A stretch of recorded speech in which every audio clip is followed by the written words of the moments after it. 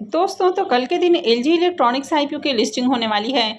तो चले जानते हैं कि आईपीओ की लिस्टिंग वाले दिन क्या स्ट्रेटजी होनी चाहिए, इसको होल्ड करना चाहिए या फिर इससे एग्जिट कर लेना चाहिए। तो इससे पहले कि मैं वीडियो को शुरू करूं, अगर आप इस चैनल पर पहली बार विजिट कर रहे हैं या फिर आपने चैनल अब तक सब्सक्राइब नहीं किया है, तो चैनल को सब्सक्राइब कर लें और वीडियो को भी लाइक कर दें। सबसे पहले आईपीओ के डिटेल्स की बात की जाए तो आईपीओ की लिस्टिंग 14 अक्टूबर को यानी कि कल के दिन ही होने वाली है। इसमें प्राइस 1140 रुपये है और 13 शेयर्स का लॉट है। आईपीओ के अगर साइज को देखें तो आईपीओ भी काफ़ी बड़ा है। 11,607 करोड़ का ये आईपीओ है। ये मेन बोर्ड आईपीओ है, कंपनी बीएससी और एनएससी के ऊपर लिस्ट होने वाली है। अब कंपनी के बिजनेस के बारे में बात करें तो ये south Korean company LG electronics की ही इंडियन पार्ट है, यानी कि सब्सिडरी कंपनी है जो कि इंडिया में इलेक्ट्रॉनिक्स से रिलेटेड बिजनेस करती है।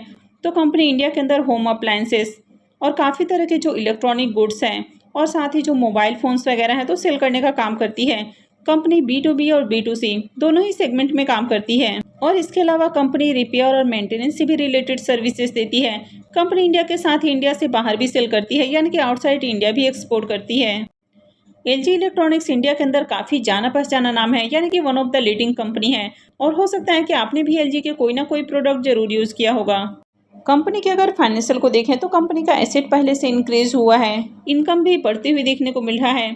प्रॉफिट को देखें तो फाइनेंशियल 23 में कंपनी का प्रॉफिट जहां 1344 करोड़ है, 24 में बढ़ के 1511 करोड़ और फाइनेंशियल 25 में 2200 करोड़ का हो चुका है। तो साल दर साल इसका इनकम भी बढ़ रहा है। ईबिटा और नेटवर्थ भी कंटिन्यू इंक्रीज हुआ है। अगर कंपनी के रिजर्व को देखें तो कंपनी का रिजर्व भी बढ़ा है और कंपनी के पास अभी 5,800 करोड़ का रिजर्व है, यानी कि अच्छा खासा रिजर्व है और कंपनी पूरी तरह से डेट फ्री है। कंपनी के ऊपर कर्ज नहीं है, तो ये इसमें एक बहुत बड़ा प्लस पॉइंट है। कंपनी का जो फाइनेंशियल है ये बढ़िया है। अब कंपनी भी बड़ी है और कंपनी का मार्केट कैप 77,000 करोड़ से भी ज़्यादा बड़ा है, यानी कि लार्ज कैप साइज की कंपनी है। आरओई और आरओसी वगैरह भी काफ़ी अट्रैक्टिव हैं। अब इस आईपीओ के अगर प्रीमियम को देखें तो प्रीमियम में कंटिन्यू जंप देखने को मिल रही है, यानी कि लिस्टिंग से पहले प्रीमियम काफ़ी ज़्यादा भागते हुए देखने को मिल रहा है। अभी इसका प्रीमियम 430 रुपये के ऊपर ट्रेड कर रहा है, यानी कि लगातार इसका प्रीमियम न्यू हाई बना रहा है।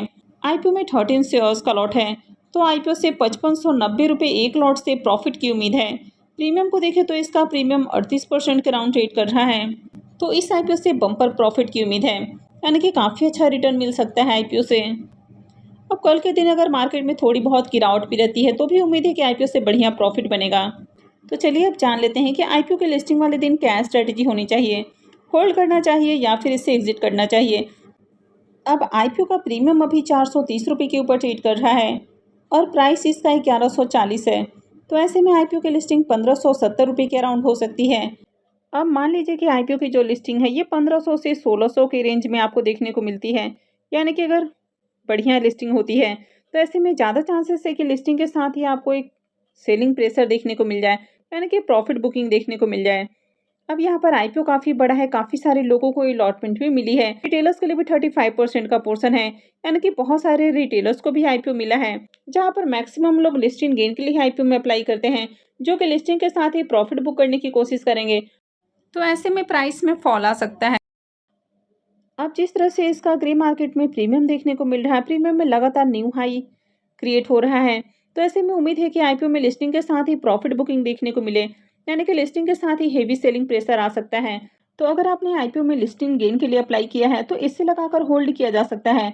अगर एसएल हिट भी होता है तो आप यहाँ से एग्जिट हो जाएंगे। वहीं अगर आईपीओ का लिस्टिंग जो एक्सपेक्टेड प्राइस है उससे नीचे होता है, यानी कि 1400 1450 रेंज के अंदर आपको आईपीओ की लिस्टिंग देखने को मिलती है, तो हो सकता है कि यहाँ से आपको जंप देखने को मिल जाए, यानी कि थोड़ी सी बाइंग आती हुई देखने को मिले। अब यहाँ पर भी जैसे ही प्राइस में आपको जंप देखने को मिलता है तो हो सकता है कि वहाँ से भी सेलिंग प्रेशर देखने को मिल जाए, यानी कि प्राइस जैसे ही ऊपर जाता है तो हो सकता है कि यहाँ से प्रॉफिट बुकिंग भी देखने को मिले। तो अगर आपने आईपीओ में लिस्टिंग गेन के लिए अप्लाई किया है तो आपको एक तो एसएल लगा के रखना है और अपने एसएल को ट्रेल करते जाना है।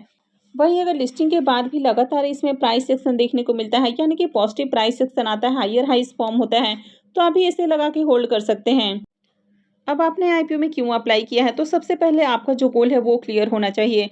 तो अगर आपने लिस्टिंग गेन के लिए अप्लाई किया है तो आपका point of view listing gain के ऊपर होना चाहिए। अब अगर आप लॉन्ग टर्म इन्वेस्टर्स हैं तो लॉन्ग टर्म के लिए भी बढ़िया कंपनी है।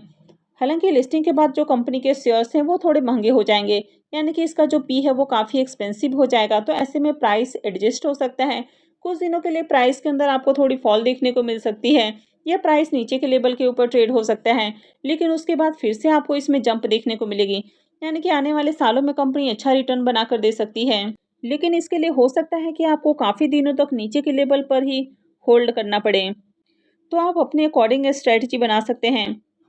वहीं अगर आपको लिस्टिंग गेन लेना है, तो कुछ शेयर्स को आप सेल कर सकते हैं और कुछ शेयर्स को लॉन्ग टर्म के लिए भी होल्ड करके रख सकते हैं। अगर प्राइस में फॉल आता है, तो नीचे के लेवल से बाइंग की जा सकती है, क्योंकि अच्छी कंपनी है। लेकिन फिलहाल बाई नहीं करना है, यानी कि लिस्टिंग के साथ ही बाई करने की कोशिश नहीं करनी है, क्योंकि लिस्टिंग के साथ ही प्राइस काफ़ी एक्सपेंसिव हो जाएँगे।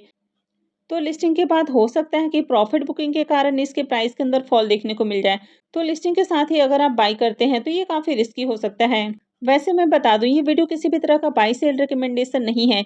ये सिर्फ और सिर्फ एजुकेशन और इन्फॉर्मेशन पॉइंट ऑफ व्यू से बनाई जा रही है। तो कहीं भी बाई सेल करने से पहले अपने फाइनेंशियल एडवाइजर से ज़रूर कंसल्ट करें। आई होप कि आपको वीडियो अच्छी लगी होगी। तो अगर आपने वीडियो को लाइक नहीं किया है, तो वीडियो को लाइक कर दें, चैनल को भी सब्सक्राइब करके रखें, और वीडियो को अंत तक देखने के लिए आप सबका बहुत बहुत धन्यवाद।